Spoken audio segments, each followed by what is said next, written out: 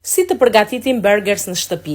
Djali më tha që dua cheeseburger, edhe kuptohet që nuk dua që t'ja marr nga jashtë, e dini nga ajo marka që blej më zakonisht edhe që nuk janë fare të shëndetshme, edhe i thash që do të bëj mami në shtëpi. Tani si ja bëri mami? Mish të grirë, qepë, speca i hedh brenda, karota. I hedh nga të gjitha këto zarzavatet, mund të hidhni çfarë të doni juve. Një domate ja hedh brenda se e bën shumë të shkrifët mishin edhe të butë. Pastaj i hodha një vezë edhe pak qumësh, se edhe qumshi ndihmon. Një çik rigon, një çik turmeric, një çik piper të zi, kripë.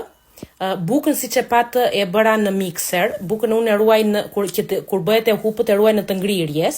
Kjo e fundit ishte kështu dhjozmë energjik, edhe kjo ishte majdanos. Tani siç u thash, bukën e ruaj në të ngrirjes, edhe ose e shkrij atë moment, ose siç është e ngrirë e vë në mikser edhe dërmohet ajo, bëhet me një herë.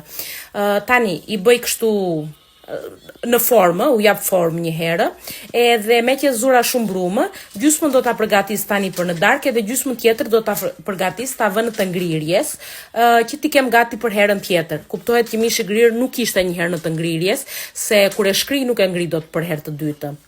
Edhe tani i vë që të piqen në 180 gradë, pastaj i çoj në 200 deri varet nga furra. Edhe në pjesën e dytë do t'u tregoj se çfarë vë brenda në burgers, edhe që bëhen tamam si të bler. Ciao ciao, të kaloni bukur.